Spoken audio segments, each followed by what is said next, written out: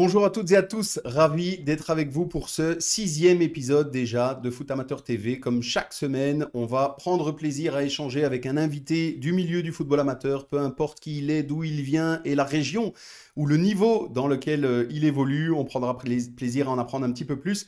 Le format, vous l'avez certainement vu passer, toutes celles et ceux qui nous suivent sur les réseaux, est un petit peu différent. C'est une émission à partir de maintenant enregistrée, mais attention, enregistré en mode live, c'est-à-dire notre invité est prévenu, les autres le seront aussi, sans filet, donc on prend plaisir à enregistrer exactement comme si on était en live. Et dorénavant, nos invités étant annoncés pendant la semaine sur nos réseaux, si vous avez des questions, des remarques, des messages à faire passer, vous nous les envoyez avant sur nos réseaux ou par mail à footamateurtv@gmail.com. Voilà, on continuera à prendre plaisir à mettre toute une série de personnalités en avant parce que le milieu le mérite. On va évidemment ne pas faire traîner tout ça et accueillir rapidement notre invité qui attend sur le côté. On lance un petit jingle et on démarre tout de suite cette émission avec notre invité.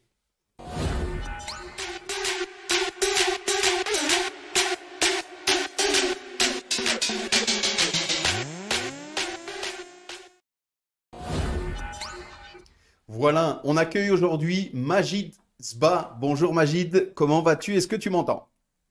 Bonjour Julien, ça va super et je t'entends très bien. Eh ben écoute, parfait, ravi que tu sois avec nous, merci d'être avec nous et prêt à discuter un petit peu foot. Déjà, merci pour l'invitation déjà Avec grand et je plaisir. suis prêt à discuter foot sans problème. Eh ben écoute, on rentre dans le vif du sujet directement, hein. Tu le sais, hein, Majid, on en a parlé, on est enregistré, mais attention, c'est en mode live, hein, donc si tu dis une bêtise, on la garde, hein. Pas de souci. Ok, bah écoute, on va de toute façon démarrer comme chaque semaine en faisant un petit peu connaissance. Dis-nous un petit peu qui es-tu, quel est ton parcours? Donc on l'a annoncé sur les réseaux. Tu es pour l'instant l'actuel entraîneur du Sporting Excel Jemep et coordinateur du pôle féminin. Tu es passé par Meux, Onhé, Spi notamment. Voilà, raconte-nous un petit peu ton parcours.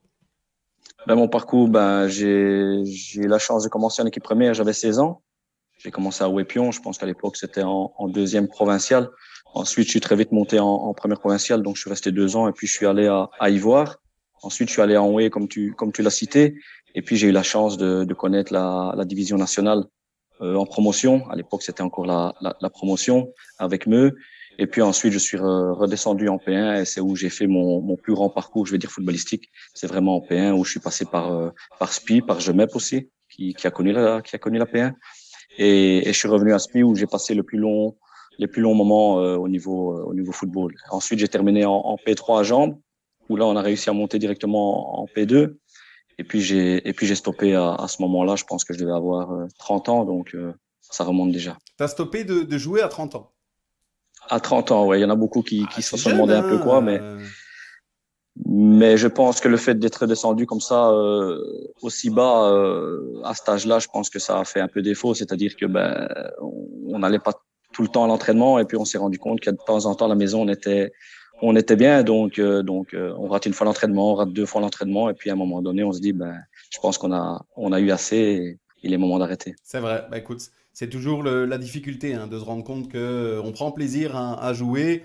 Maintenant, c'est vrai qu'au fur et à mesure, je sais de quoi tu parles, hein, je l'ai vécu aussi, au fur et à mesure que les années avancent hein, et qu'on se retrouve avec la famille à la maison, c'est parfois toujours un petit peu plus difficile. Essayons d'être positif quand même. Parle-nous un petit peu des moments marquants. Encore une fois, nous on le dit chaque semaine, peu importe le niveau, c'est vrai qu'on vit tous des moments qui nous marquent et qui restent gravés. Le premier moment marquant, c'est comme je te dis, hein, j'ai connu National avec Meux. Là, c'était un grand moment. J'étais encore jeune en plus à l'époque, donc ça, c'est un grand moment. Mais si je dois vraiment parler d'un moment, c'est celui que j'ai connu au mini-foot. J'ai eu la chance de jouer en D1 national, donc au haut niveau, mais à la Ligue. Et j'ai eu la chance de côtoyer le MF Namur, où Bernard Audi nous a fait venir. Et on a eu la chance de gagner cette fameuse Coupe de Belgique, qui est unique dans le Namurois. Donc ça, c'est un sacré souvenir. Ouais. Magnifique. C'était en quelle année ça? Si je ne me trompe pas, ça doit être en 2007. Mais si Bernard Audi nous écoute, il n'hésitera pas à identifier ça. Eh ben, écoute, il précisera ça. Et la fête a été animée. Comme toujours, hein. On nous dit souvent, hein, dans chaque, tu sais, au fur et à mesure des émissions, on nous dit souvent que la région de notre invité, c'est peu importe laquelle c'est, mais c'est bizarrement, c'est toujours la plus festive. Donc, parle-nous un peu du Namurois. Bon, le Namurois, en tout cas, moi, je connais très bien le Namurois et je pense que les troisième mi-temps, elles sont très très bien. Donc, je pense qu'on les attend toujours avec impatience. Donc, c'est toujours festif. On avait eu Philippe Leclerc, tu sais, on lui fait un petit clin d'œil, alias Frick Tiche, qui était dans les héros du gazon de la RTBF, Du gazon, ouais. qui, voilà, qui lui nous avait dit que le Namurois était imbattable et que niveau fête, ambiance, c'était plusieurs crans au-dessus de tous les autres. Ah, si lui il le dit, alors c'est que Tu c'est le confirmes? Namurois le top. Alors, je confirme. Ouais. Bah écoute, top. Et qu'est-ce qu'on retient de tout ça? La victoire en Coupe de Belgique, dis-nous un petit peu. Bon, Voilà. ah voilà, Donc je te, ça a coupé. Ouais. voilà, ça a coupé, pas de souci. Dis-nous, qu'est-ce qu'on retient un Donc, petit peu de tout ça? ben, cette Coupe de Belgique, elle est, voilà, elle est unique, comme je te dis, on est les seuls à l'avoir gagnée, donc quelque part, c'est une fierté. Mais aussi, sinon, j'ai plein de bons moments au niveau foot, donc j'ai côtoyé des gens extraordinaires, des bénévoles extraordinaires, des joueurs extraordinaires, donc on peut en tirer que du positif et donc voilà, donc Et qu'est-ce qui te plaît le plus tu sais que nous, le principe de l'émission, tu la connais, c'est évidemment de valoriser le milieu du football amateur qui est trop souvent dévalorisé, on va dire ça comme ça, pour rester correct. Dis-nous un petit peu ce qui pour toi te plaît le plus dans le milieu. Mais c'est le côté, surtout le côté familial. Hein. Je pense que dans les clubs amateurs, surtout en provincial, c'est ce côté, voilà, ce côté familial où on est vraiment mis dans du coton. On est toujours bien accueilli et malgré les moyens qu'on n'a pas par rapport à certaines, voire même certaines régions. Hein. Namurois n'est pas non plus la plus grande région footballistique. Hein, donc, mais on est toujours, malgré les moyens qui sont pas énormes, on essaie, enfin, les bénévoles essayent toujours de nous mettre dans les meilleures conditions. Et encore une fois, il y a aussi, comme je te le dis, ces troisième mi-temps qui sont top. On rencontre plein de gens et voilà. C'est vrai. Bah écoute, là encore merci hein, pour ce retour. Finalement, c'est là aussi on le répète, hein, mais finalement c'est les mêmes histoires tout le temps. Peu importe la région, peu importe la division. Tu parlais du Namurois. On accueille des invités nous de toutes les régions. Hein, on se fait fort d'aller un petit peu partout. Et c'est vrai que finalement tout le monde a le même ressenti. Cette notion de camaraderie, de convivialité, de relations humaines qu'on a dans le milieu du football amateur et qui nous sont chères. Donc c'est sûr que ça c'est le genre de choses qui marque et pour lequel on prend plaisir à évoluer dans le milieu. Parle-nous un petit peu, Magid, maintenant, après le fait d'avoir arrêté à 30 ans, dis-nous vers quoi tu t'es dirigé, puisque tu es maintenant entraîneur. C'est ça, oui. Donc quand j'ai arrêté à 30 ans, ben, j'ai repris l'équipe réserve de SPI, qui était à l'époque en D3 amateur. Donc, je les ai repris pour faire plaisir justement à un ami de SPI que j'apprécie énormément, qui est Eric Demierre. Donc, je lui ai fait plaisir. En plus, c'était à côté de chez moi, donc je l'ai fait avec plaisir. Ensuite, cette année-là, ben, j'ai eu la chance de terminer la saison sur le banc de la D3 amateur en tant que T2, à côté de Carmine Pacella. Et malheureusement, on est descendu, on n'a pas réussi à se sauver. Et il s'avère que l'année d'après, donc en première provinciale, Carmine Pacella a arrêté. Et j'ai eu la chance d'avoir ma chance. Donc j'avais tout juste 31, voire 32 ans, je ne sais plus à l'époque. Donc à mon avis 32 ans, parce que ça date d'il y a 3 ans. Et j'ai eu la chance donc de pouvoir entraîner en première provinciale à 32 ans. Et le clou du spectacle, c'est qu'on a réussi à être champion. Donc première expérience unique, incroyable. Puis on monte en D3. Donc là, malheureusement, ben le fameux Covid arrive. Et malheureusement, ben, le championnat s'arrête et on était en place descendante, donc on n'a pas su terminer le championnat. Donc de là, on est redescendu. Ensuite, pour des raisons, voilà, des raisons entre le club et moi, ben, j'ai décidé de stopper à SPI. Et puis le Covid a fait aussi qu'à un moment donné, c'était très compliqué. Hein, donc Bien le sûr. fait de plus devoir sortir, ne plus devoir faire ce qu'on veut. Donc on a pris un peu de recul par rapport à tout ça. Et puis je suis retourné à Gemep parce qu'à Gemep, ben, c'est deux amis qui ont repris le club à zéro. Donc Eli et Dimitri, donc le président et le vice-président. J'ai d'abord repris comme joueur. Donc j'ai fait quelques matchs avant de nouveau que le championnat se stoppe après 5 matchs. Et après, ben, la saison qui a suivi, donc c'est cette saison, ben, on s'est mis autour d'une table et j'ai décidé de reprendre l'équipe. Très bien. Bah, écoute, parle-nous un petit peu justement. C'est bien, tu fais les transitions, donc bravo. Parle-nous un petit peu maintenant du Sporting Excel Gemep. C'est une forme voilà, de relancement du club. Parle-nous un petit peu du club et du projet. Ben, c'est ça, hein, comme je te l'ai dit, donc c'est un club qui est en reconstruction. Pourtant, moi, je te le dis, j'ai connu Gemep en P1 parce que j'ai joué à Gemep quand on était en première provinciale. Donc, il y a eu beaucoup de hauts et de bas. Et ici, ben, les dirigeants, donc qui est Eli et Dimitri, qui sont vraiment deux amis, ont repris le club et ont vraiment un beau projet. C'est vraiment ça qui m'a plu. Et c'est pour ça que j'ai pas hésité du tout à reprendre l'équipe en P4. Donc l'objectif, il est simple, hein, voilà, avec les moyens que le président met à notre disposition et avec l'équipe que j'ai en P4, qui, faut rester honnête, euh, pourrait jouer beaucoup plus haut, mais bon, il faut passer par les étapes, on n'a pas le choix, il faut passer par là. Donc voilà, donc c'est d'essayer de remettre ce club où il doit être. Je pense que au minimum en deuxième provincial, se stabiliser en deuxième provincial. Et puis, eh ben, je suis aussi coordinateur du pôle féminin et on a eu la chance cette année, qui n'était pas prévue à la base, de construire une équipe féminine en deuxième provincial, donc une équipe adulte. Et donc voilà, donc tout se passe bien pour l'instant et on espère qu'on va pouvoir atteindre les objectifs. Et donc, voilà, une première saison ici maintenant, champion, ou en tout cas peut-être via le tour final, parce que maintenant il y a les tours finaux qui ont été relancés. Donc une montée, hein, c'est ce qu'on peut vous souhaiter pour cette saison-ci, et peut-être dans les quoi, 2 ans, 3 ans, une montée en deuxième provinciale? Bah, le président a fixé dans les 3 ans, donc Ah ben avec les voilà. moyens qu'on a, voilà. Donc il faut pas se voiler la face. Il faut voilà, sans non plus être gourmand, mais je pense que voilà, on a les moyens en tout cas pour atteindre cet objectif dans les 3 ans. Mais comme je l'ai dit, il faut faire les étapes par les étapes et pas croire que ce sera simple. Bien sûr. Bah écoute, merci. Là encore, évidemment, c'est tout le mal qu'on vous souhaite, hein, Magid, c'est ce qu'on dit tout le temps, même C'est si gentil. on sait à quel point ça peut être difficile, puisque tout le monde dans la série ne l'entendra pas de cette oreille, hein. Tu sais comment, tu Non. sais comment ça fonctionne. Et justement, tu nous disais un petit mot sur l'équipe féminine. Ben, là encore, c'est très bien. Dis-nous comment tu vois le développement finalement et l'attention qu'on porte enfin au football féminin. Mais je pense qu'il faut s'y faire. Je pense que le foot féminin maintenant commence à prendre une grande place et va continuer à grandir. Je pense qu'au niveau affilié, je connais pas les chiffres, mais ça a explosé. Et je pense qu'il y a toutes des équipes féminines qui commencent à éclore dans toutes les provinces. Et maintenant, le Namurois, on est un peu en retard par rapport à certaines provinces. Et on espère voilà, faire grandir le foot féminin dans la province de Namur. L'objectif du club, bah, c'est d'avoir cette équipe féminine, d'essayer de la faire monter le plus haut possible, mais également aussi de créer des équipes jeunes en section féminine, où là, c'est pas encore facile. Mais on a des projets, on va essayer de les atteindre. Et comment tu vois la manière, justement, pas forcément le niveau, ça n'a pas beaucoup d'importance, mais plutôt le football féminin dans sa globalité, le plaisir qu'elles prennent. Est-ce que voilà, le football est pour toi un petit peu différent, ou la manière dont elles, les filles, jouent au football, est-ce que c'est pas un vent je trouve, d'enthousiasme? Non, je pense pas. Je pense qu'il y a il y a une réelle envie du côté féminin pour ce. Voilà, c'est mieux. Nickel. Bizarre. Ouais. Donc je disais, donc voilà, il y a une réelle envie du foot féminin maintenant en Belgique. Hein. Je pense que maintenant, surtout avec l'équipe nationale, hein, c'est ce qui a Tout à fait fait. exploser toute la chose. Donc, mais sinon, ça reste le foot. Hein. Je pense que c'est tout à fait le même sport, même si faut pas se voiler la face. Il y a moins de vitesse, mais il y a plus d'impact. Faut pas croire que les filles n'osent pas mettre Non, le, non, le c'est pied. J'ai sûr déjà qu'il y a fait des il y matchs a et de l'impact croyez-moi physique, que c'est vrai. Ouais, ouais. l'impact physique, il y est. Maintenant, il y a d'autres aspects qui rentrent en ligne de compte. Je pense qu'au niveau féminin, c'est surtout l'approche mentale et confiance qui est beaucoup plus important chez le foot féminin. Et croyez-moi que les troisième mi-temps aussi féminins vaut, Elles ont vaut le rien à foot envier du masculin côté masculin. sans problème.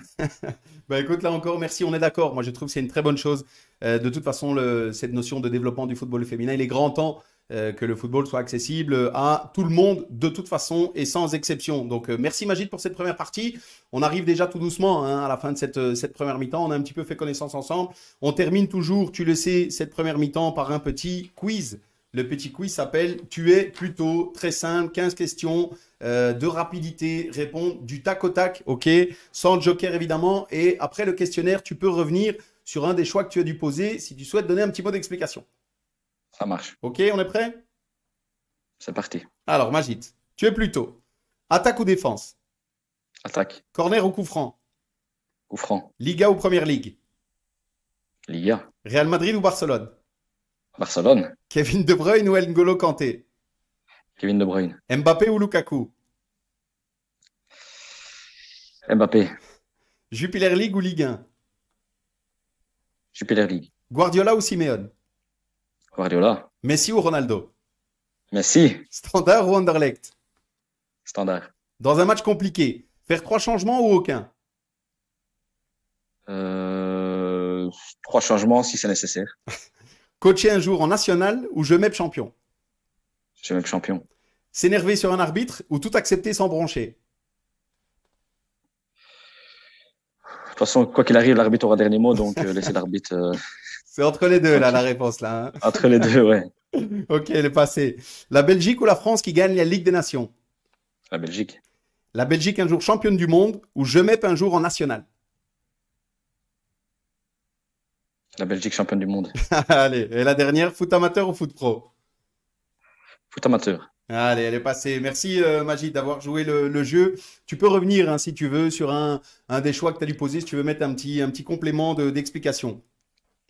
Ben, je vais revenir sur Barcelone, Messi ou Ronaldo, mais On je a suis un fan, senti un petit côté supporter, non? un grand fan de Barcelone, donc voilà. Donc je disais, je suis un grand fan de Barcelone et de Messi, donc là il y avait pas photo. Et je vais revenir sur le côté arbitre. Je dis ça, faut laisser parler l'arbitre, mais j'étais un joueur très très caractériel, donc je ne faisais que respecter sur les arbitres, donc là j'ai un peu menti. Allez, c'est bien. Bah écoute, au moins tu auras été honnête et tu auras répondu comme il faut. Donc merci Magid d'avoir joué le jeu. On clôture cette première mi-temps là-dessus. On a encore pas mal de petites choses à voir ensemble. Juste après, on a un petit jingle qui dure quelques secondes et on se retrouve juste après pour la deuxième mi-temps.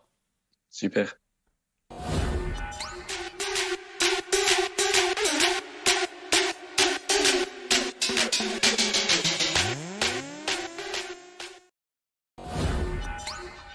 Voilà Magid, on est déjà de retour pour cette deuxième mi-temps, décor un peu différent. On est sur le terrain maintenant, donc on va évidemment évoquer des sujets qui parlent un petit peu à tout le monde. On a un peu discuté ensemble et on voulait parler de deux choses dont, que tu m'as envoyé notamment. Le premier, une problématique bien connue dans le milieu du football amateur et qui fait souvent réagir, le manque d'arbitres dans les séries provinciales, peu importe la région encore une fois, mais tu vas nous parler du Namurois, et plus particulièrement en P3 et en P4. Dis-nous un petit peu. C'est une problématique il faut savoir que nous, depuis le début de saison, on n'a pas encore eu un seul arbitre. Donc, c'est déjà pour dire. Mais je pense que quand on joue dans une division plus haut, on s'en rend pas compte. Et quand on y est, malheureusement, ben, c'est là que on s'en rend vraiment compte. Et c'est là qu'on voit vraiment l'importance d'un arbitre. Et je pense que c'est un peu problématique. Je sais pas c'est quoi le problème au niveau de la fédération et en tout cas du CP, mais je pense que il va falloir essayer de trouver une solution parce que c'est pas top et voilà, Et comment ça sans se passe arbitre. alors, les rencontres où vous arrivez? Est-ce que vous êtes prévenu avant? Vous arrivez sur place? Bon, Ben, je t'avoue, Magid, je connais on un petit le peu les sait parce réponses, hein. qu'il y J'ai a, vécu aussi la situation, mais le but, c'est justement d'en discuter. On nous a envoyé pas mal de choses en plus en disant il faut parler de la problématique des arbitres. On aura des personnes de la CFF bientôt comme invités, donc bien sûr, on en parlera encore, mais c'est bien d'avoir un avis encore une fois, de quelqu'un sur le terrain. ben, savoir s'il y a un arbitre ou pas, on le sait à l'avance. Hein. Je pense que quand il n'y a pas de désignation, on sait déjà. Donc le délégué me téléphone et me dit qu'il n'y a pas de désignation. Donc nous, ce qu'on essaye de faire, la chance qu'on a dans notre club, c'est qu'on a des affiliés en tant qu'arbitre et qui évoluent en plus en première provinciale. Donc on a cette chance. Donc ça veut dire que s'ils sont en repos, ben on leur téléphone et on leur demande s'ils veulent pas venir arbitrer le match. Et ben chez les équipes adverses, c'est souvent une personne qui arbitre. Donc on essaye de faire avec les moyens qu'on a, malheureusement, mais le plus important, et ça, je tire mon chapeau et à toutes les équipes adverses et en provincial, c'est que ça reste toujours, ça, en tout cas dans la plupart du temps, ça reste toujours dans le fair play. Et heureusement, parce que il y a des genres de matchs qui pourraient très vite partir en cacahuète, si on peut dire ça Ouais, comme mais ça. tu fais bien de le Donc préciser parce que c'est souvent je tire mon aussi. chapeau par rapport à ça. Ah bah écoute, tu fais bien de le préciser et de remettre ce coup de chapeau à toutes ces personnes-là parce que tout le monde se retrouve finalement dans la même difficulté et encore faut-il avoir l'envie finalement que la rencontre se passe bien. Alors on sait tous que quand un match de football démarre, chaque camp a envie de gagner, hein, ça c'est bien normal, mais c'est vrai que cette problématique d'arbitre, c'est pas évident et ça concerne les deux équipes, voire même tout le championnat. Donc tu fais bien de préciser qu'il y a au moins cette notion de, voilà, de fair play pardon, qui est privilégiée entre les équipes. Et surtout quand il y a de l'enjeu, donc c'est quand même problématique. Donc ça veut dire que ça pourrait jouer sur un détail ou une appréciation qui n'est pas la même qu'un vrai arbitre. Donc imaginez en fin de saison, il y a le premier contre le deuxième et c'est le match du titre. Quoi, on va jouer sans arbitre. Je pense que c'est très délicat. Donc je pense qu'il faut réellement trouver une solution à ce niveau-là. Donc Et est-ce que dans parce que dans votre club ou dans d'autres, hein, Magid, est-ce que vous avez peut-être votre président ou votre correspondant qualifié des échanges avec le comité provincial? je n'ai pas reçu de retour par rapport à ça, mais comme je dis, nous on essaye toujours de se retourner par rapport à ça et d'essayer d'avoir ce match dans les meilleures conditions, même si c'est pas toujours évident. Donc voilà. Ouais, bah écoute, c'est loin d'être évident. Il y a la même problématique, comme je te l'ai dit, hein, dans quasiment toutes les régions. Donc le but n'est évidemment pas d'incriminer qui que ce soit, mais plutôt voilà, de relayer encore une fois le souci qui est rencontré, connu par beaucoup dans le milieu du football amateur. Et puis, comme tu le disais, voir d'abord quel est le problème. Évidemment, il y a un manque criant d'arbitres, ça c'est une certitude, et voir quelles solutions peuvent être apportées assez rapidement, puisque finalement c'est un problème qui existe tous les week-ends. Oui, c'est ça, mais je pense que les parents ont aussi un rôle à jouer. Je pense Bien il y sûr. a beaucoup de jeunes arbitres qui arrêtent très vite, dû aussi à des problèmes extérieurs du match, parce qu'il y a des parents qui, de temps en temps, pètent des câbles, et quand tu as un gamin de 16, 17 ans qui arbitre, ben, il se dit que j'ai pas envie d'arbitrer ça, donc il voit le foot différemment. Maintenant, je pense que c'est aussi au CP à jouer un rôle là-dessus. Quand j'entends qu'on envoie des gamins de 17, 18 ans en P3, en P4, en sachant que c'est tous des anciens souvent, parce que plus tu redescends, tu tombes comme des joueurs qui ont joué un peu plus haut, et c'est des plus anciens. Donc c'est pas non plus leur rendre service à ce niveau-là. Donc je pense qu'il faudrait peut-être voir la manière d'envoyer ces jeunes-là, plutôt d'envoyer des vieux briscards, je vais dire entre guillemets, Non, mais c'est vrai. en P3, P4 qui savent tenir un match. Et donc voilà, je pense qu'il y a matière à discuter. Donc C'est mais clair bon, que je suis pour pas l'instant, arbitre, donc je suis pas sûr qu'il y ait une solution idéale, mais en tout cas, la solution idéale n'a pas été trouvée, ça c'est certain. Et comme tu le dis très justement, on en avait encore parlé hein, dans une précédente émission, le fait d'envoyer des jeunes arbitres dans des matchs comme ça, très compliqués parfois à siffler avec de la tension nerveuse, que ce soit parfois des joueurs sur le terrain, des staffs ou des supporters sur le côté qui, eux, voilà, vont pas faire de différence entre un arbitre de 17 ans ou un arbitre de 35 ans ou plus. Effectivement, c'est pas leur rendre service. Et malheureusement, parfois, ça crée finalement des arrêts au niveau de jeunes arbitres qui préfèrent arrêter plutôt que de vivre ce genre de moment. Donc il y a une vraie difficulté sur la place et le rôle de l'arbitre dans notre milieu du football amateur. Je pense qu'il est grand temps qu'on réussisse, comment, je ne sais pas, mais qu'on réussisse à l'intégrer comme un membre finalement important du jeu et pas quelqu'un qui vient juste pour siffler sur tout le monde et faire respecter l'ordre. C'est un vrai membre du jeu qui doit être respecté comme tel, sinon tout est beaucoup plus compliqué.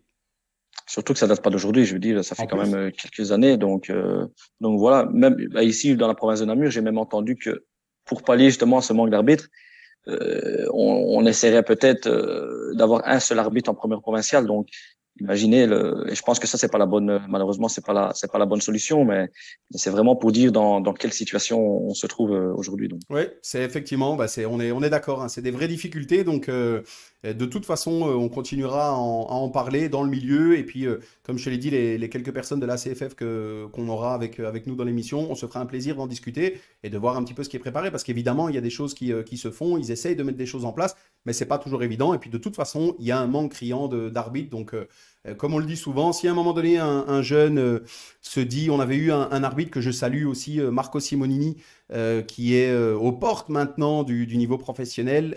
Il avait, lui, eu un discours très intéressant en disant que, étant jeune, il s'était rendu compte que peut-être il ne ferait pas carrière en tant que joueur. Il était joueur à ce moment-là. Et il avait décidé alors de bifurquer vers le rôle d'arbitre et une carrière potentielle d'arbitre, ce qu'il est en train de très bien réussir. Donc c'était là un bon exemple de ce qu'il faudrait peut-être essayer d'inciter auprès des jeunes joueurs qui peut-être se rendront compte assez vite qu'ils ne feront pas carrière. c'est possible. Ouais. Donc, ça veut dire que ouais, ils auront connu un peu de foot, donc ils En savent plus. comment ça fonctionne. Et le fait de repasser en tant qu'arbitre, peut-être qu'ils verront la chose différemment. Donc, c'est peut-être une possibilité. Ouais. En plus, eh ben écoute, voilà, on est d'accord. Merci Magid pour ce point. On voulait aborder un deuxième petit sujet, c'est le diplôme et la formation des entraîneurs. Dis-nous un petit peu comment tu vois tout ça, ce que tu en penses. Moi, je suis un peu mitigé c'est pour ça que je voulais en discuter, parce que je suis un peu mitigé, surtout pour des entraîneurs un peu comme moi, euh, qui sont de temps en temps un peu bloqués dans le sens où maintenant on demande des diplômes pour des trois amateurs. Il faut savoir que maintenant il faut l'UFAA. Donc déjà à l'époque, il fallait l'UFAB, je l'avais pas quand j'étais en D3 amateur, donc je devais mettre mon T2 en T1 parce que lui il l'avait, donc ça faisait office de diplôme. Mais je pense que là aussi, je vais pas dire que c'est un problème, mais il y a beaucoup d'inconvénients en fait. C'est-à-dire que des personnes comme moi qui travaillent tous les jours et qui ont pas beaucoup de temps et ainsi de suite, les cours c'est un peu problématique dans le sens où on doit démarrer du début. C'est-à-dire que si on veut passer les cours, on doit commencer l'animateur C. L'animateur C, c'est pour tous les petits jeunes, mais on n'est peut-être pas friand de ça. Donc moi, je le dis honnêtement, je peux sans problème essayer de faire progresser un jeune sans problème, mais j'ai pas cette patience que certains entraîneurs ont en U6, en U7, surtout maintenant avec les festi-foot, parce que c'est fini maintenant tout ce qu'on a connu, Diablotin, Préminime, donc maintenant c'est tout ce qui est festi-foot et tout ça. Donc je pense qu'il devrait y avoir un diplôme en fonction de la division où on voudrait aller. Par exemple, si moi j'ai envie d'entraîner les seniors, ben je passe directement à l'étape senior. Donc c'est un peu problématique. Ben écoute, je partage, Magid, c'est marrant parce que voilà, j'ai vécu exactement la même chose. Moi, j'ai entraîné aussi et j'ai eu la chance de monter avec mon équipe. J'ai eu quelques propositions très intéressantes et systématiquement, la première question qu'on posait, c'est quel diplôme as-tu? Donc voilà, c'est vrai que je suis occupé, moi, à faire mes diplômes aussi parce que comme tu le dis, c'est nécessaire et je partage tout à fait l'avis. Moi, j'ai la chance d'avoir un fils qui a 6 ans, donc je prends plaisir. J'ai pris plaisir au début à créer ces festi-foot, surtout pour lui, mais je comprends tout à fait que le fait d'entraîner chez des jeunes et des adultes, certains ont la volonté réelle d'entraîner finalement chez des seniors. Et donc là, il y a certainement une forme de fossé qui se crée entre le chemin par lequel on doit passer pour arriver finalement à une équipe première. J'avais une réponse, Magique, comme ça, tu sais, parce que moi, j'aime en discuter avec des acteurs du milieu aussi, et j'avais eu une réponse d'une personne de la CFF notamment, qui m'avait expliqué que je trouvais plutôt sensé. Il m'avait expliqué que pour eux, c'était quasiment impossible de faire des diplômes dédiés aux équipes seniors. Pourquoi?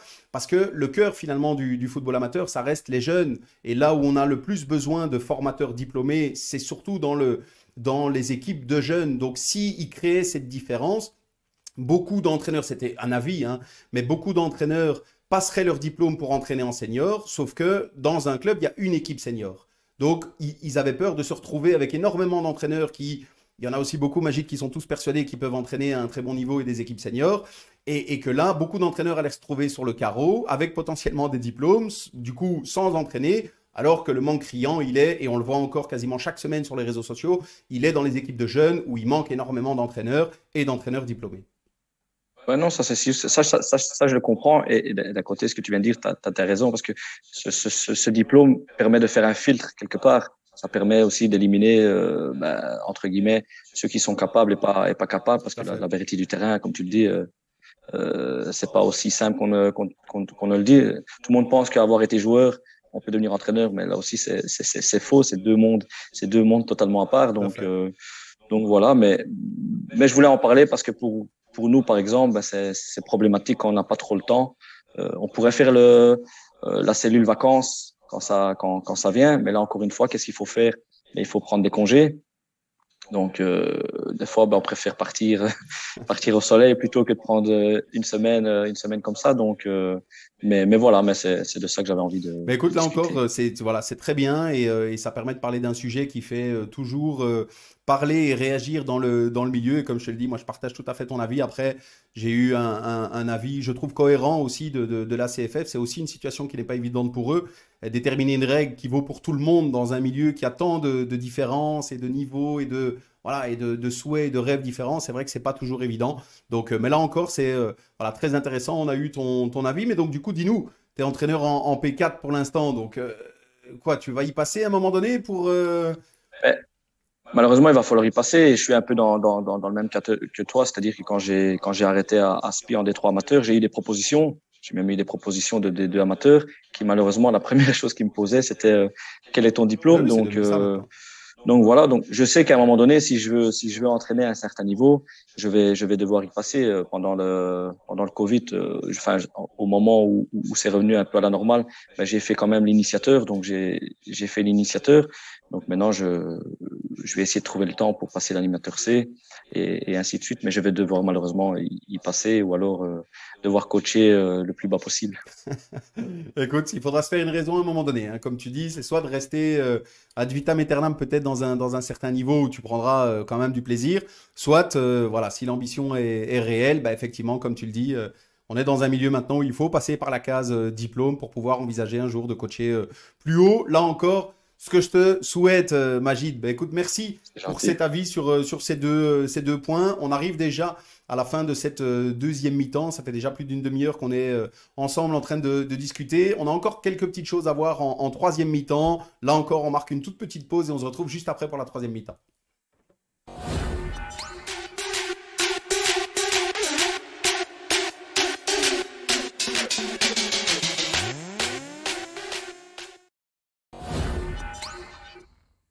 Bien, on est déjà de retour, Magid, pour cette troisième mi-temps. Décor un petit peu différent, hein, qui dit troisième mi-temps, dit buvette. Donc, tu le découvriras derrière moi. On est dans la buvette, donc voilà, sauf qu'on est tôt en matinée. Donc, moi, personnellement, je suis à l'eau, hein. C'est pas loin de l'apéro, hein. Eh ben voilà, on se rapproche tout doucement. Donc, on y aura peut-être droit en fin d'émission. Écoute, on est dans cette buvette, on démarre un format un tout petit peu différent par rapport à d'habitude, Magid. On démarre généralement toujours par le coup de cœur. Et on a changé là encore la manière de mettre en avant voilà, des actions sociales, solidaires ou des initiatives entreprises par les clubs, peu importe ce que c'est, ou des ASBL qui méritent d'être mises en avant. À partir de maintenant, les coups de cœur seront aussi enregistrés. Ça permettra aux personnes qui sont concernées, bah, comme toi, d'être présents avec nous pour discuter un petit peu et nous expliquer. Donc, ils sont évidemment bien mieux placés que moi pour parler soit de leur association, soit de leur action. Donc, j'invite toutes celles et ceux qui nous suivent au quotidien à se manifester. Si à un moment donné, vous avez un coup de cœur que vous avez envie de faire passer, que vous représentez une ASBL, que vous êtes un club qui a entrepris quelque chose voilà, de solidaire ou autre, n'hésitez pas. Envoyez-nous un mail, n'importe quoi. On se fera un plaisir de vous passer dans cette petite séquence coup de cœur. Donc, Magid, cette séquence, elle sera intégrée à l'émission qu'on diffusera lundi. Et donc, je t'invite, comme tu ne l'as pas découverte, je t'invite évidemment à revoir notre émission ensemble et tu découvriras du coup ce petit coup de cœur qui aujourd'hui est les Red Fox Foot Fauteuil. Donc, c'est une ASBL qui permet à des enfants et des adultes de pratiquer du football malgré leur handicap et le fait d'être en fauteuil roulant. Donc voilà, ça s'appelle le foot fauteuil. On avait envie de les mettre en avant cette semaine. On a eu un échange très sympa avec Robin Caudron que je salue. Et donc je t'inviterai à découvrir cette petite séquence coup de cœur. J'irai voir avec plaisir. Ah ben ok, merci Magid. Voilà, séquence coup de cœur. Nous sommes ravis de faire une séquence un petit peu différente cette fois-ci, d'accueillir aujourd'hui Robin Caudron pour l'association Red Fox Foot Fauteuil. Salut Robin, comment vas-tu? Est-ce que tu m'entends? Je t'entends super bien, Julien, et tout va bien. Eh ben écoute, Merci de nous ravi recevoir. que tu sois avec nous. On change un petit peu le format. D'habitude, dans l'émission, c'est vrai que le coup de cœur, c'est moi qui explique un petit peu, qui met en avant différentes associations. Ici, c'est vrai qu'on a voulu voilà, marquer un petit peu le coup et donner la possibilité à celles et ceux qui œuvrent au quotidien, qui sont relayés comme coup de cœur dans notre émission, bah, de venir s'exprimer un petit peu. Et qui de mieux placé que les personnes en charge de leurs ASBL éventuellement pour venir en parler dans l'émission que les personnes qui y sont eux-mêmes. Donc merci Robin, nous on te connaît un petit peu, mais tu vas nous expliquer rapidement, dis-nous un petit peu qui es-tu et quelle est l'histoire de Red Fox Foot Fauteuil. Alors, concrètement, je suis le président de la SBL. C'est une SBL qui s'est créée en 2020 sous un statut administratif, premièrement, dans l'idée de pouvoir financer l'achat de chaises de sport qu'on nécessite pour notre discipline. Il faut savoir que voilà, le foot fauteuil, c'est un sport destiné aux personnes en situation de handicap moteur et qu'une chaise coûte entre 8 et 10 000 euros. Donc, on a d'abord commencé avec une création administrative pour pouvoir trouver du subside et surtout éviter de frustrer des potentiels joueurs. Donc voilà, l'année administrative s'est bien passée. On a eu du soutien de pas mal d'institutions publiques, grâce principalement au soutien de Monsieur Vasseur et du Brussels Football, hein, que tu connais aussi. Exactement. Salut. Donc voilà, maintenant, oui, tu l'as eu en émission, effectivement. Voilà, donc maintenant, concrètement, on est à demain, on a notre 4e entraînement. Donc c'est du concret, c'est du vivant. Donc le foot fauteuil, c'est un sport malheureusement méconnu en Belgique encore. Faut savoir que actuellement, pour pouvoir faire de la compétition, on s'exile en France. En France, il y a plus ou moins 1000 joueurs, 70 clubs. Actuellement, en Belgique, on est 2 clubs. Tu avais déjà aussi fait un petit coup de cœur sur les mecs de Charleroi. Tout à fait. Donc, faut savoir que nous, on a découvert, enfin, quand je dis nous, c'est mon fils et moi, on a découvert ce sport grâce aux mecs de Charleroi. Puis au bout de 3 ans, on a décidé de créer une structure à Bruxelles. Bon, les kilomètres jouant aussi, on s'est dit pourquoi ne pas faire 10 minutes de voiture plutôt que 45 pour aller à l'entraînement. Et puis, accessoirement, donner une chance à d'autres potentiels joueurs de pouvoir s'exprimer. Donc, la discipline, concrètement, c'est quoi? C'est une chaise électronique donc, qui se conduit avec un petit joystick. C'est un ballon de football oversize. Ils font 33 cm, voilà, plutôt qu'une taille standard. Et puis, c'est des joueurs qui s'affrontent il n'y a pas de contact direct, c'est la chaise qui joue directement avec le ballon. Donc, c'est des joueurs qui s'affrontent en 4 contre 4 sur un terrain de basket. C'est de l'indoor pour préserver les joueurs aussi. Faut savoir que dans l'handicap moteur, il y en a beaucoup qui ont des sensibilités respi et autres. Donc, pour éviter la bronchite de l'hiver que tout footballeur peut avoir, Voilà, on essaye de leur mettre un peu de confort à ce niveau-là. Et donc voilà, ça se joue en 4 contre 4. Il y Et a Ouais, Romain, excuse-moi. Ouais. de quoi vous manquez le plus au quotidien? Parce qu'effectivement, on avait déjà abordé dans l'émission et on continuera à le faire avec grand plaisir, mais on avait déjà abordé voilà, le fauteuil en chaise roulante, comme tu dis, donc power chair, ce qu'on appelle en Angleterre notamment. Donc, qu'est-ce qui vous manque le plus au quotidien? Quelles sont les plus grandes difficultés? Alors actuellement, je pense que ce que le foot fauteuil manque principalement, c'est de la visibilité.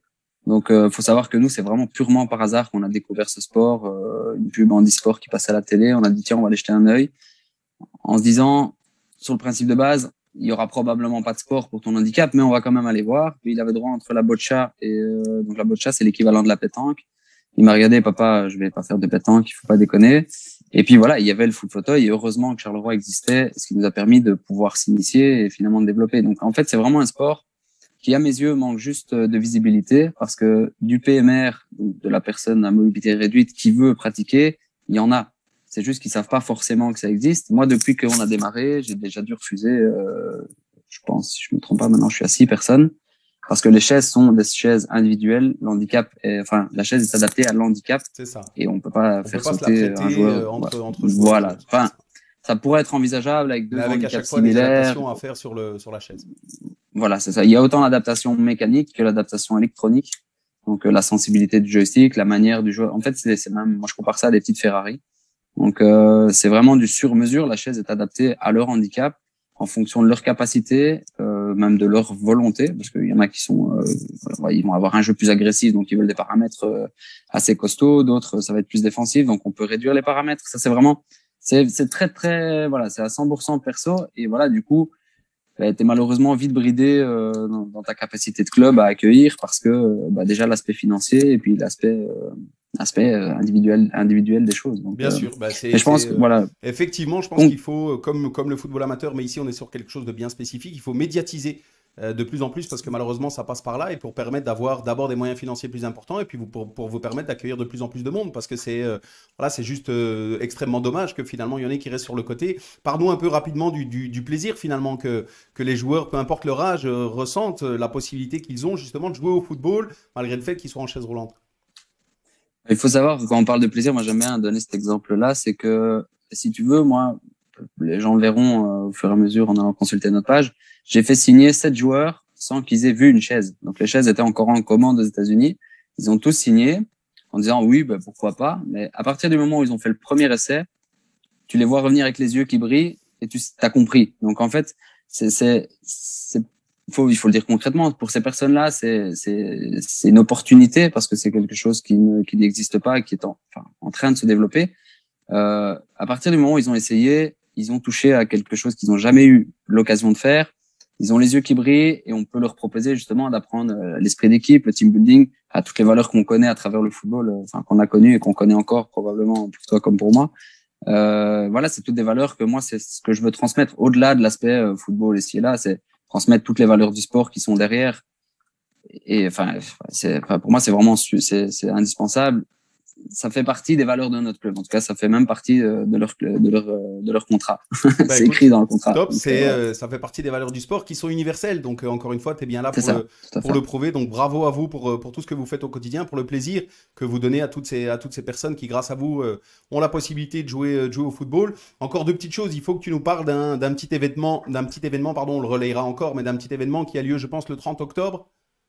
Exactement, Voilà, ouais, dis-nous tout en à fait. plus. Donc, j'ai réussi à fédérer l'Union belge, la FEMA, qui est la Fédération multisport adapté, et G-Sport pour son homologue flamand, pour l'organisation d'événements qu'on va faire ici à Bruxelles, justement, dans l'idée de promouvoir le foot fauteuil.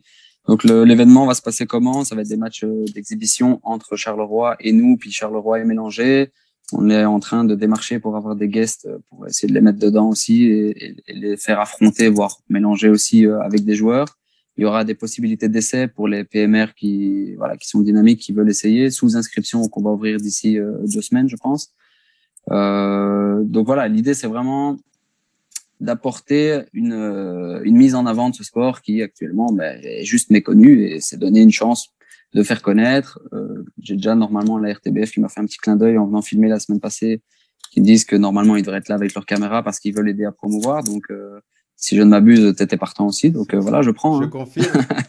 Exactement. Donc toute image, toute propagande autour de ce sport-là, je prends. Quoi. C'est bon à prendre. Voilà. Effectivement, ben c'est ce qu'il faut. Ben donc, notez toutes et tous ceux qui verront ce petit passage, ce petit échange entre nous, Robin, notez toutes et tous le 30 octobre et les informations seront retrouvées. Alors dis-nous, Red Fox Foot Fauteuil, comment on vous retrouve sur Facebook, sur Instagram, dis-nous Ouais. un petit peu, vous êtes où?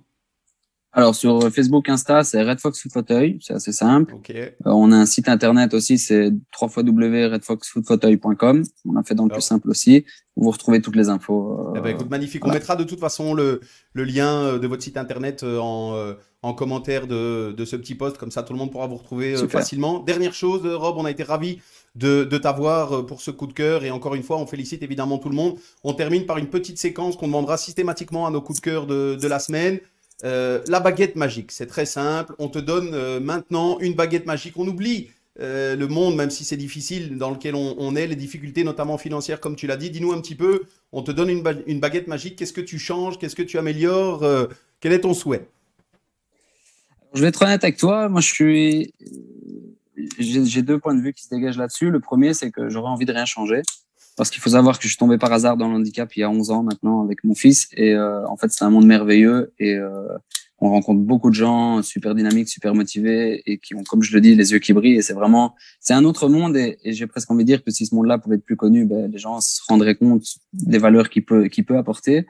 Et puis, accessoirement, oui, je vais te dire, le deuxième point, c'est l'inclusion à 100% de l'handicap. C'est juste parce que on a grandi avec des valeurs, n'embête pas le pauvre petit handicapé, ne l'embête pas. Et en fait, le trois quarts des handis que je connais, enfin, personnes à mobilité réduite ou handicapés mental ou moteur, sont juste à la recherche du regard et de l'approbation des autres. Donc, je pense que si on grandissait avec les mœurs différents, en nous disant, ben, va vers la personne qui est différente, ce serait beaucoup plus facile pour tout le monde, je pense. On se sentirait pas frustré de ne pas oser y aller et inversement, les gens, je crois, seraient comblés de pouvoir simplement partager un moment avec tout un chacun et ne s'en sentiraient pas mis sur le côté. C'est pour ça que je parle d'inclusion, tout simplement. Mais on parle avec ta baguette magique. Eh ben, écoute, merci. C'est là encore un très beau message et je trouve représentatif d'abord de la personne que tu es et puis finalement de tous les efforts que vous déployez au quotidien. Et je partage évidemment, moi je suis un ardent défenseur de l'inclusion. Je pense qu'il y a énormément encore à faire et il y a énormément qui aurait déjà dû être fait depuis longtemps. Après, concentrons-nous sur le futur. Donc, tant mieux, les choses bougent et c'est tant mieux, parfois pas suffisamment. Mais voilà, tu viens d'adresser un très beau message. Donc, merci encore, Robin. Tu étais le coup de cœur Merci à toi. de cette semaine. Ravi de t'avoir eu et longue vie au Red Fox Foot Fauteuil. À bientôt, Rob. Merci Julien. Au revoir. Merci. Ciao, ciao. On enchaîne du coup entre nous avec maintenant le deuxième petit quiz. Là aussi, tu connais un petit peu. Deuxième quiz très simple. Il s'appelle Tu es fan de. Ok. Je te cite quelque chose et tu me réponds la première chose qui te vient à l'esprit.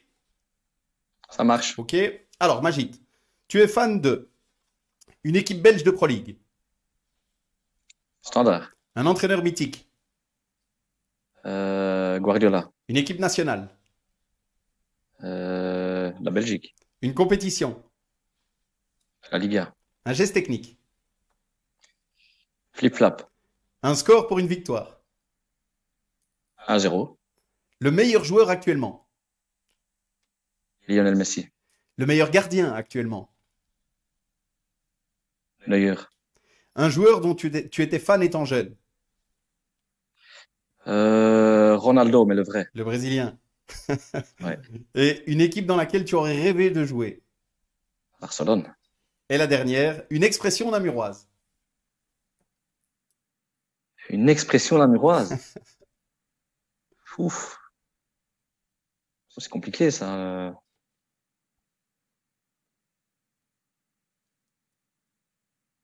Je sais pas, mais c'est que j'entends souvent, c'est que j'entends souvent, mais c'est un peu wallon. C'est mi qui te le dit. C'est C'est lui dire, qui c'est te moi le qui, dit. c'est moi qui te le dis, donc Bah, écoute, ça j'entends souvent. elle est passée, c'est bien parce que celle où tu as le plus bloqué finalement, c'est celle qui ne concerne pas directement le foot. Donc comme quoi, une fois que c'est foot, Ah. là on peut dérouler, mais dès que ça sort un petit peu, c'est un peu différent. Et je reviens moi juste sur le geste technique. Il faudra que tu nous envoies une petite vidéo du flip-flap, hein, parce qu'il y en a peut-être certains qui vont regarder, qui vont se dire ouais mais c'est quoi le flip-flap? Avec grand plaisir. Bah, le flip-flop, c'est la virgule que Ronaldinho est arrivé au Paris Saint-Germain et a montré à tout le monde. Ah bah écoute, on attendra le flip-flap de Majid Sba pour pouvoir le publier. Ça va, ça marche. Ok, c'est noté. Merci Magid d'avoir joué le jeu. On enchaîne par une petite séquence ensemble. On a parlé en première mi-temps de, voilà, de plusieurs bons moments finalement que tu as vécu dans le milieu. Et on aime demander à nos invités de, si tu ne devais retenir ou en ressortir qu'un seul, ton pire et ton meilleur souvenir que tu as vécu depuis que tu évolues dans le milieu. On commence par le pire. Le pire, Ouais, le pire, j'ai pas de pire moment parce que comme je dis, tous les clubs où je suis passé, j'ai vraiment été accueilli dans les meilleures conditions. J'ai passé de bons moments. Si je dois dire le pire, je vais dire c'est les mauvais choix que j'ai fait dans ma carrière où j'aurais peut-être pu voir beaucoup plus haut.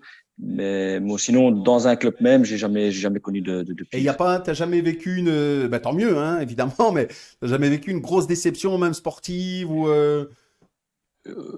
La plus grosse déception, je vais dire, au niveau où j'ai joué, donc en provincial. Alors, si je devais en retenir une, ça serait peut-être la finale de Coupe de province, ben, justement avec Spi contre Loyers, où on est battu au penalty. Donc, ah celle-là, bah elle avait fait voilà. très mal parce que on jouait le titre cette année-là et malheureusement, on n'avait pas été champion ni via le tour final. Il nous restait plus que ça et malheureusement, on l'a perdu aussi. Donc, double sanction. Donc, celle-là, elle a fait mal, ouais. Ah bah écoute, voilà. Désolé de te le rappeler, hein, Magid, mais au moins on l'a eu. Et pour le coup, c'est marrant parce que j'ai vécu la même chose. Moi, c'était en finale de Coupe de Brabant et on perd aussi au penalty. Donc tu vois, voilà, comme quoi ça reste des moments marquants. Mais donc passons vite à autre chose. Dis-nous si tu dois le sortir, ton meilleur souvenir. Mon meilleur souvenir, ben, je vais en dire deux. Le premier, ben, c'est d'avoir, à l'époque, j'avais 19 ans, ben, j'ai connu le monde national avec Meux, donc ça a été un grand souvenir.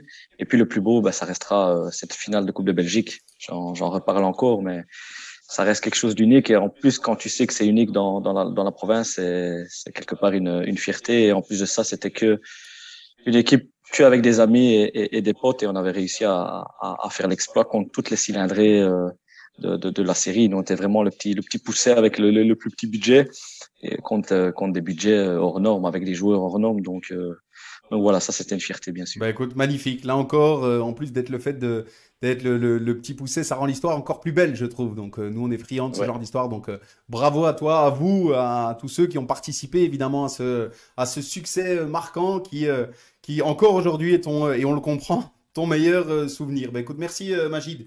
Un petit point ensemble maintenant, on a toujours une petite minute prono. Donc très simple, tu es au Sporting Excel Jemep pour l'instant en P4. On va te demander, et on vérifiera en fin de saison, hein, Magid, attention, tout est enregistré. On va te demander le classement de ton club ici en fin de saison et éventuellement les équipes voilà, que tu vas surveiller jusqu'au bout qui pourraient jouer des coudes. Je vais dire jamais champion. Si j'ai le malheur de dire le contraire, je vais me faire taper sur les doigts. Donc, mais ce sera pas aussi facile qu'on ne le pense, parce qu'il y a deux équipes qui pour moi sont solides aussi. Et il y a l'Étoile Tamine et il y a Spi, Spi équipe B, bien entendu. Donc voilà, ça c'est le top 3. Donc je mets le champion et on attend top 3 aussi. Bah écoute, merci, c'est enregistré. Donc on ressortira ça au moment où on vous le souhaite, vous sabrez le champagne, Magid. Avec plaisir, on verra des vidéos. Eh ben, écoute, très bien. On a toujours aussi un petit message. On demande à notre invité. On en a un tout petit peu parlé pendant cette première mi-temps. On a évoqué rapidement la période Covid qu'on a finalement tous vécu dans le milieu. On est enfin, et on espère pour longtemps, on est enfin de retour. On peut de nouveau enfin profiter. Les supporters dans les stades, peu importe encore une fois le niveau, sont enfin de retour aussi.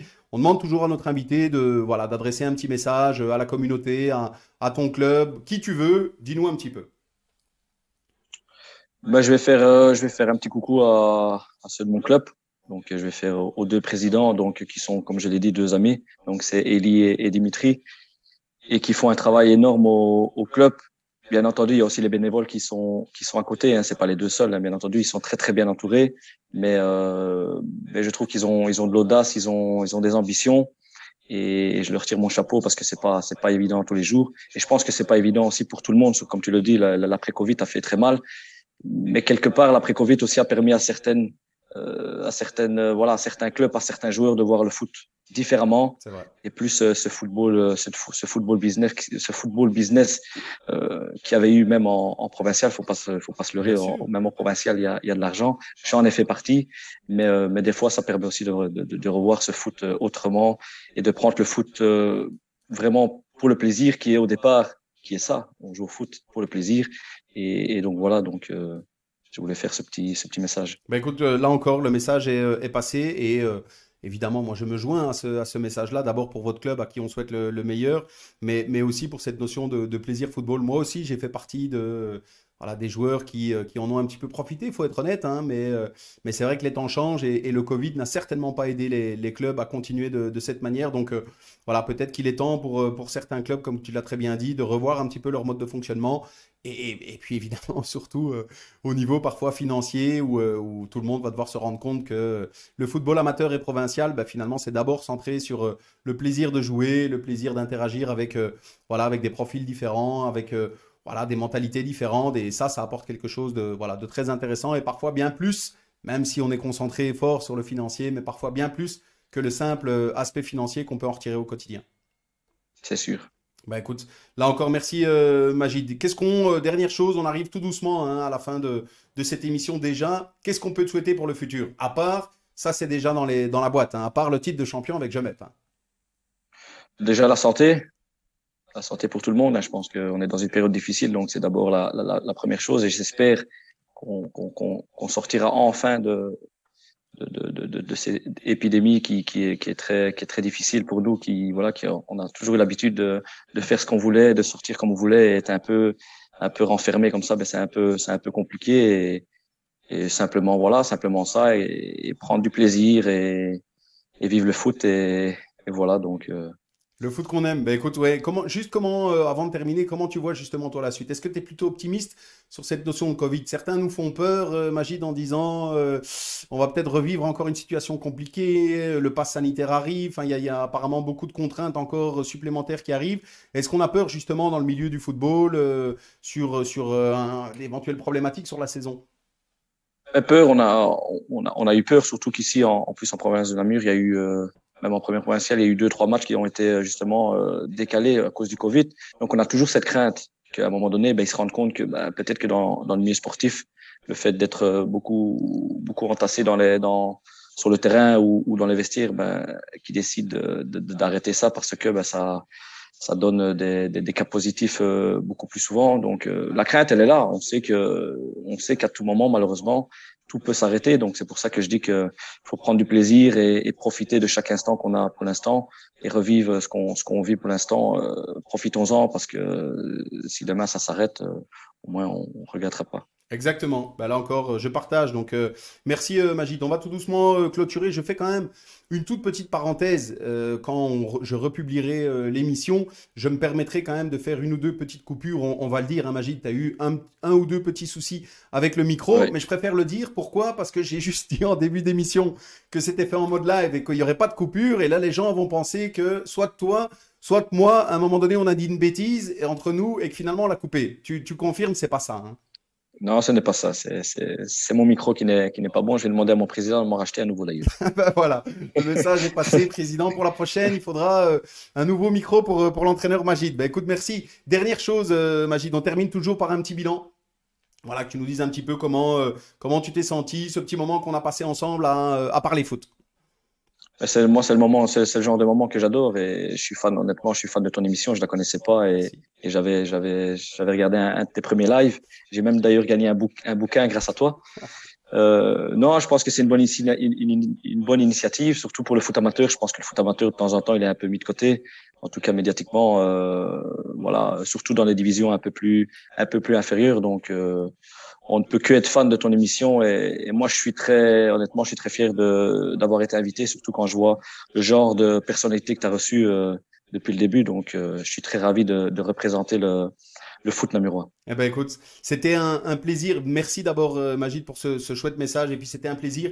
Nous on se fait fort, tu sais, moi j'ai grandi dans le milieu du football amateur et j'aime ce milieu malgré ses difficultés. Donc j'ai occupé un petit peu quasiment tous les rôles qu'on peut occuper dans le milieu et on se fait fort chaque semaine voilà, d'alterner les régions, les niveaux, les personnalités. Sincèrement pour nous, ça n'a pas beaucoup d'importance. Alors évidemment de temps en temps on a des personnalités un petit peu plus connues, ça c'est certain, mais on se fait fort justement d'alterner entre tout type de profil parce parce que ce qu'on aimerait, c'est mettre le football amateur et ses acteurs au quotidien de manière générale en avant, et je trouve que tout le monde le mérite. Donc voilà, on était ravis de t'avoir aujourd'hui. Moi, j'ai passé un très bon moment. Dans le Namurois, c'est toujours agréable, hein, même si on n'a pas encore vécu sur place en live, mais comme on l'avait dit à Philippe Leclerc, il faudra qu'on vienne vérifier ça un jour, parce que voilà, on nous promet certaines choses, on nous raconte pas mal de choses, à un moment donné, il faudra qu'on vienne vérifier. Si on est champion, ben, je t'inviterai, si on doit jouer le match du titre, Ah bah, tu viendras faire la troisième mi-temps avec nous. avec grand plaisir, c'est noté, et donc je compte sur toi. Je suivrai de toute façon les résultats. Nous, on prend plaisir à suivre aussi le parcours un peu de nos invités. Mais donc, comme je l'ai dit, merci beaucoup pour ce moment agréable. Magid, je te souhaite le meilleur, toi, à titre personnel, que ce soit avec ton équipe première ou avec la section féminine qui tend à se développer. Et évidemment, le meilleur au Sporting Excel Jemep et tous ses membres qui y évoluent au quotidien. Merci beaucoup, Magid. On se quitte là-dessus et excellente continuation. Salut, à bientôt, Ciao, merci. ciao. Merci, Magid. Ciao.